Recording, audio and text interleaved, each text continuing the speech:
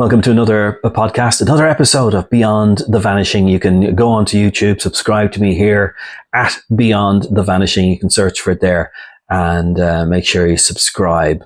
I do use X and Twitter, or formerly Twitter, a bit, but I also have some content in relation to Tottenham Hotspur, my favourite football team, on there as well. So it's not primarily just all about Beyond the Vanishing, but sometimes I do put up articles from time to time. But this is generally the main place that I broadcast from. But by the way, thanks to all the people who subscribed in the last couple of weeks, and we're building a subscription base. But at the end of the day, the most important thing is that we find out who's responsible for the murder of Michael Gaine, and he was buried on Saturday morning. He had a twinkle in his eye as people remembered him fondly, and they spoke very highly of Michael. Doesn't have an enemy in sight. There's no one he seems to have fallen out with. That's as far as I can see from what everyone has said. So the fact that he was murdered in such a brutal way has left everyone baffled.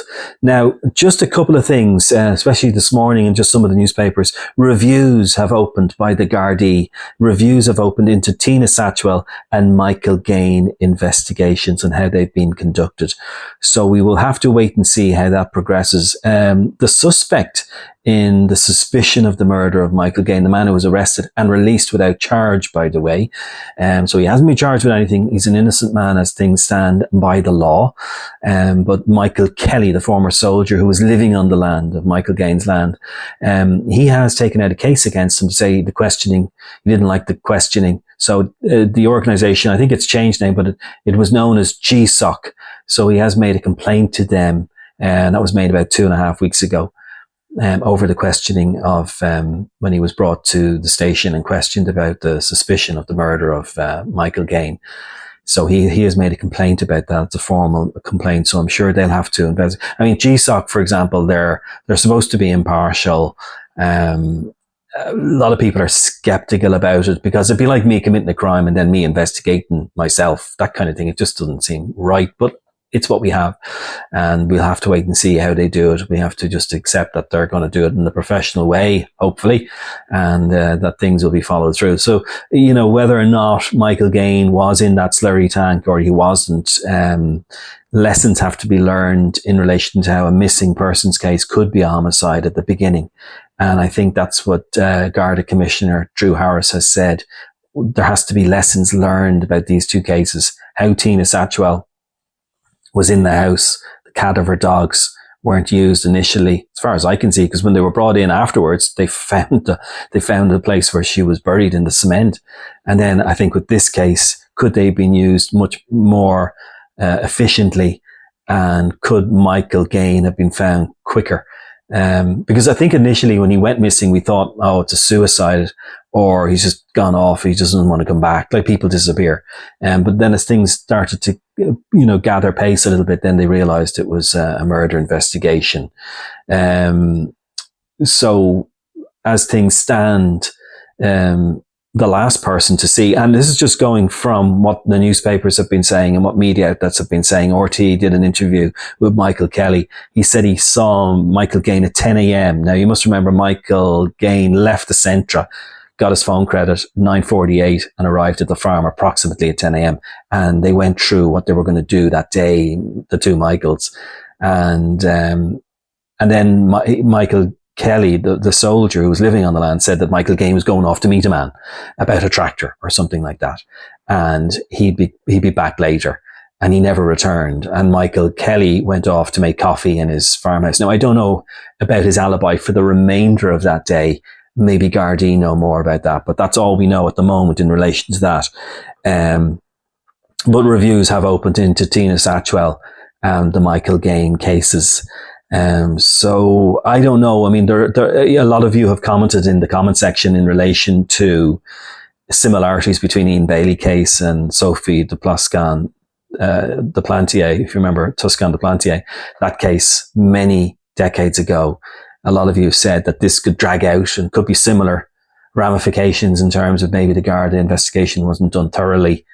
And, Ian Bailey was a kind of a quirky character and a bit eccentric and things like that. So people made similarities between the two. So yeah, look, I mean, I can see that that's the case. Just in relation to when I did my short a few days ago, I did explain that I would talk about false accusations and how sometimes the media can grab hold of somebody and make them out to be the person who's guilty of the crime. So a good example would be the Joanna Yates case back in December 2010. I think it was around the 17th of December, just coming up to Christmas over in the UK. And Joanna Yates was coming home, getting a pizza. Her boyfriend was going back to see his parents in another county, and he'd be back on the Monday or the Sunday night. And this was Friday night or whatever. And she went back to her flat, had a pizza. And then her body was found later on the next day over at the back of a wall in the snow. And initially, the police and the media started to focus on a man called Christopher Jeffries. And Christopher Jeffries was the landlord of the property where Joanna Yates lived.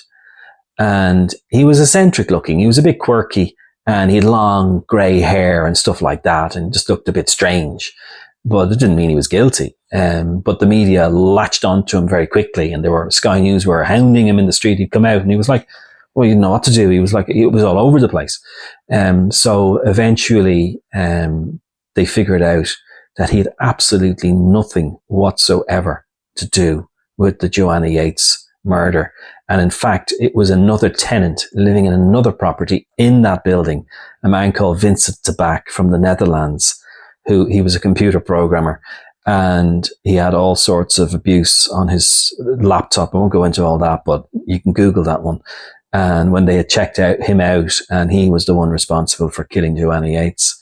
So it just shows you that sometimes it can happen that the focus goes on one particular individual when in fact they're innocent. They have nothing whatsoever to do with it. So it's important just to remember that, because I think I can see in this case where it's going. The most important thing in these cases is evidence and proof and alibis and CCTV footage. I know that the police are looking at satellite imagery to see if they can get something up there to look down, see if machines were moved or machinery was moved on the farm, or any kind of outhouse buildings, anything looked different, maybe from March up until May. It could prove that there's something there in relation to that. Also, the other thing to remember is that I think the killer of Michael Gaine is someone who knew him pretty well, and they had a falling out over some disagreement. And I don't know what that could be. I mean, that could be anything. I know that, I mean, it certainly looks like whoever did it is either a psychopath or has a very serious mental health condition that's not being treated. Because I did mention in the short that I said would be coming up on Monday, we'll be doing a thing, we'll be talking about mental illness and schizophrenia. Now, a lot of the people that sort of the medical professionals that deal with schizophrenia, they don't call it paranoid schizophrenia. It now falls under the one umbrella. So you just call it schizophrenia.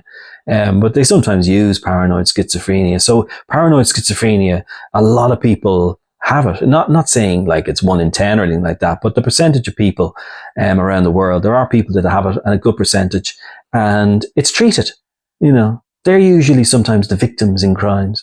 So a lot of people get scared and they hear, because there's a stigma related to it.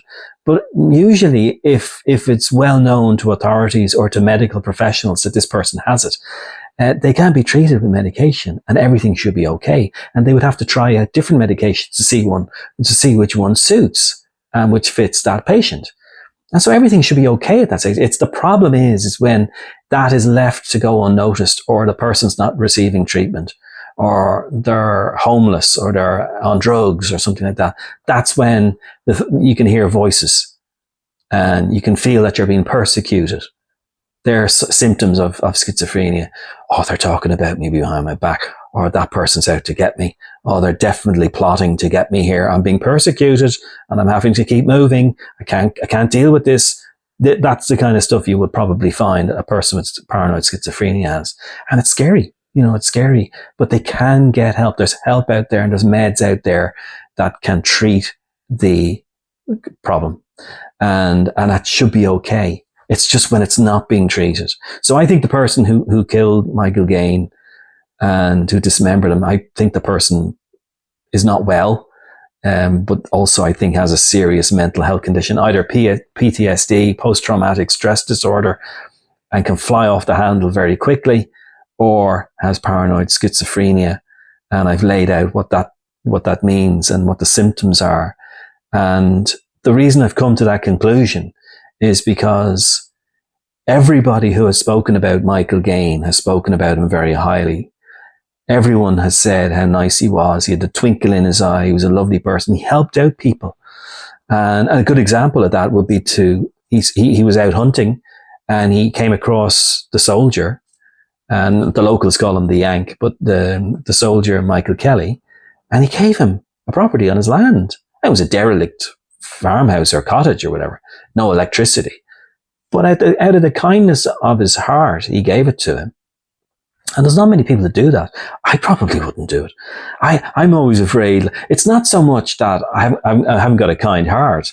You don't know, and I don't know what the case is between Mr. Kelly and Mr. Gaine. I don't know if anything happened there or they were getting on very well. But I've heard stories of people, and I spoke about it on another podcast, allowing people to stay in their garden, or they have a small cottage at the back, or a granny flat.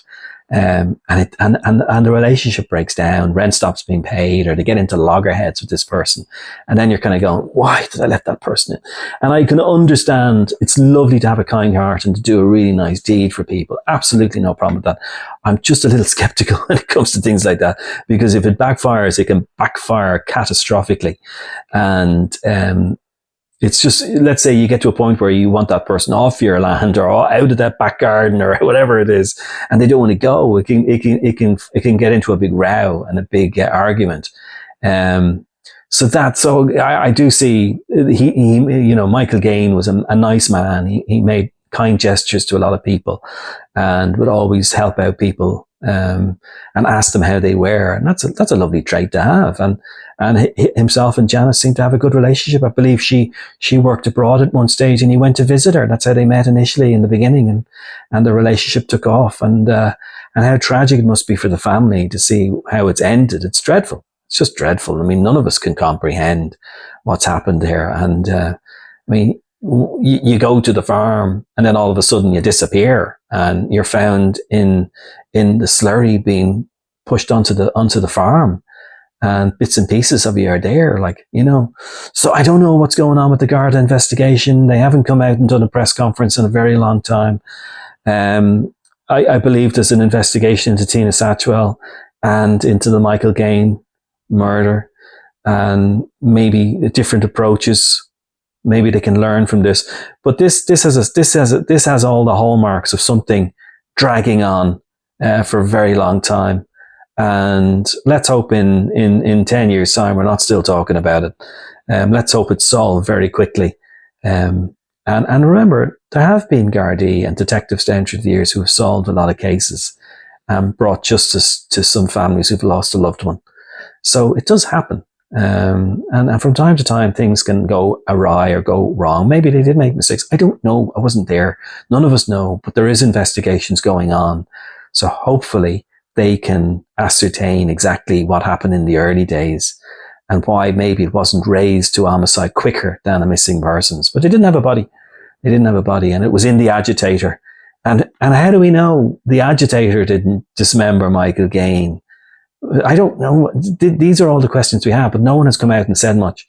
So if there's any more arrests or any more news in relation to this case, I'll certainly come on here and talk about it, but I won't be coming on every day, every couple of days. We'll see how it goes. If there's a major breakthrough, I'll come back on very quickly and talk about that. And at a later date, I do intend to go down to Haddington Road to Percy Place, to where Trevor Deely, another missing person who went missing in the year 2000.